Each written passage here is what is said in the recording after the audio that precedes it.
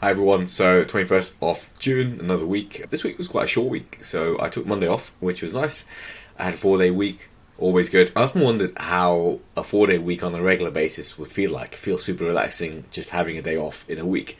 I've talked to people and they say it's great. I've talked to people who take 2 days off on a regular basis, sort of work only 3 days a week, and again, that sounds amazing. And I think from what they tell me, 3 days a week, having 2 days off every week is the tipping point between having sort of time for yourself and time for work, and just having having a better balance, which sounds good. Of course, 3 days a week comes less pay, which doesn't sound as good, and unfortunately I suppose that's one of those balances that you have to make in terms of how you want to work and how you want to live. Which reminds me of that story I heard a long time ago about this businessman who goes on holiday in this remote island somewhere, and he's talking to a fisherman there who's got a little sort of hut and serving some seafood.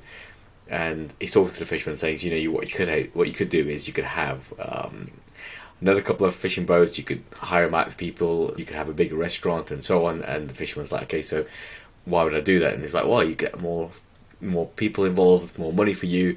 And it's like, okay, so what will I get from that? And he's like, okay, well then one day, work up until maybe you're 60, 70, and then you could retire in a place like this. The hilarity being, obviously, that guy, the fisherman, is already living in a place like this with just enough for what he needs. And I think that's a lesson that it's difficult to, maybe, it's easy to understand intellectually, but it's difficult to understand on an emotional level, that actually you can earn less than your maximum potential, because actually there's other things apart from just earning money. There's time for yourself, time for your family, time for your hobbies, and so on, and time for actual life, rather than thinking we've got to make money, which is sort of seems to be the focus. I think if you look on YouTube, if you look on the internet, there's a big push about we've got to make most money. You've got to get your side hustle. You've got to get your, you've got to be an entrepreneur. You've got to make loads of money. You've got to maximize every part of your day. You can't just be relaxing. And I think there's a mentality shift over the past 10 years, which has taken place, which I don't think is a very healthy one. Anyway, back to my 4-day week. So I'm moving teams at the end of next week, and I'm doing a handover with the new delivery person. So it just involves a bit more time in meeting them, but it's super interesting because obviously they come in with a totally different perspective on how things should be done and what things are the norm. Whereas for me, who's been here for a while, there are certain things which perhaps aren't working at peak efficiency, but would just be the norm. And again, it's just going back to reflecting on those. And that's the kind of thing which I've talked about before in terms of stepping back, looking at the bigger picture. You don't always get the chance in your role in your day-to-day life of doing that, and it's important to do that. And what this other DM is coming in has sort of shown me is that there's aspects that, I mean, for the majority part, obviously it's amazing. There's aspects which could be improved, and I think that's the kind of things that I'm looking at.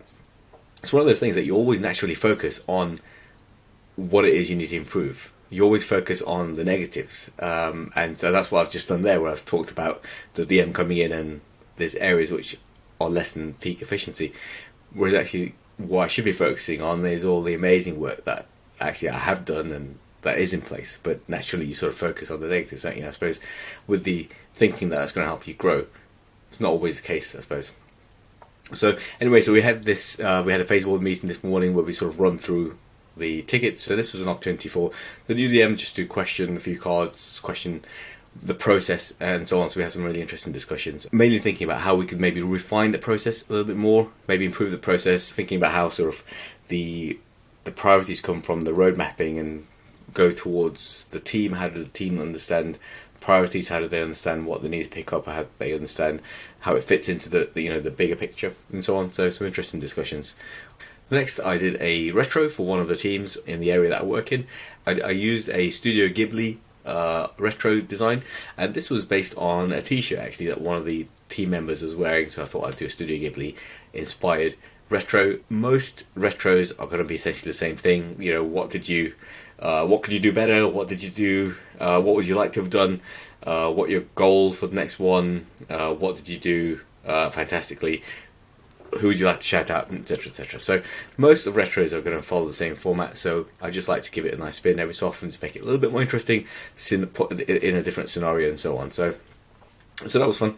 The team knows that I'm leaving at the end of next week. So actually, in one of the sections where we talked about what's going to hold you back from progressing in the future, they put that in the fact that I'm leaving, which is nice of them. And I, of course, being humble, suggested that the next DM was going to be even better when, clearly we know that's not going to be the truth. I then had one of many handover sessions with the new DM, so just getting her up to speed with what's going on and answering questions about the different processes. There's a ton of stuff that goes on within this team. It's one of the largest teams in the organisation. Ton of different stuff that goes on in terms of the way the Jira board is set up. There's sort of a range of different views, the way that the workload is prioritized, the way that the team works, the various meetings that we have, the various communication channels that we have. So she had loads of questions, and I was sort of able to direct her to the right sort of areas or give her the answers. Then I also had a catch up with my new team, so that was really interesting, having a chat with a new team project manager and just getting to grips with this whole new team, like a whole new Jira board, whole new backlog, whole new ways of working, whole new calendar. At the moment, it just feels like this large, unwieldy object. I'm just trying to get grips to it. So hopefully over the next week, I start to dig deeper into the documentation, have a few more questions for the people on the team, really get to know them. And then when I start, that's when I can sort of start meeting more members of the team, start to really integrate myself and to understand how to, add value as early as possible. Because that's really the key in the role that I'm in, is getting there. Now, I'm moving to two different teams, and one team 3 months ago that they had a delivery manager who's now left.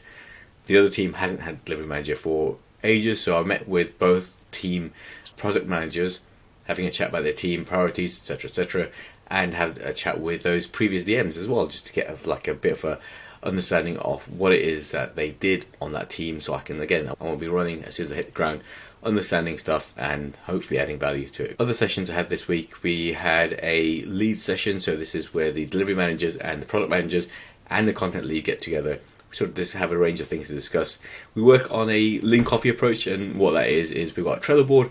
On the Trello board there's a list of standing agenda items first of all that we run through, and then we have a list of items that we just add to this list. We then vote on these items, say 3 votes each, and then we look at the top 3 items and we assign it a certain number of time, so maybe 5 minutes, 10 minutes, depending on how long we've got left off the session, and just run through those items, the top prioritized items, in that way. Lean coffee approach. It's a really nice way of organizing the session when you have way too many things to talk about, so you make sure you talk about the ones that people most want to talk about, and you make sure you time box it so those discussions don't go over the assigned amount of time. So that was really useful. Later I had a session with the new DM, the product manager, and a couple of the other leads, and what we did was we went through, again, just running through as a team what the current process was and also areas of improvement. Now the new DM has come in and is thinking about making a few changes. Again, it's fantastic. I think that's what you have to do as a new DM, to come in, look at the situation, make your mark, and then look at how do you want to improve that. And again, fresh eyes sometimes see things differently. And so it'll be interesting to see how and what changes that are made, because that's a really good learning experience for me, because I can sort of see, okay, so this is how I was doing it, and now this is how this person's doing it. I can also see actually now, as a result of this person making that change, things have gone downhill or things have gone uphill. How has that change affected things? So it's quite nice to be able to sort of step back and see this other person in your role, or in my role, and going ahead and doing things and making changes, and I can sort of see the result of those changes. So it's going to be an interesting month or so. I'm going to keep in touch with her, and we're going to meet on a fairly regular basis just to understand a little bit more about what changes she makes and what the result is. Has it made things better? Has it made things worse? So again, really interesting time, really good learning opportunity for me as well. And then a lot of the other stuff I've been doing during the week is planning for an away day. And so I'm having an away day next week. A lot of planning needed. As a delivery lead, I'm doing the planning for it. Got a range of sessions. Well, what I've tried to do is pawn off some of those sessions to other people in the team in a nice sort of way. So we're doing some celebration about different aspects of the work we've done. So I've given them to the leads for those particular works. I'm doing some sessions and retros. I'm going to have some fun in there as well. Yes, it's fairly cliche, but I'm going to be building towers with marshmallow and spaghetti.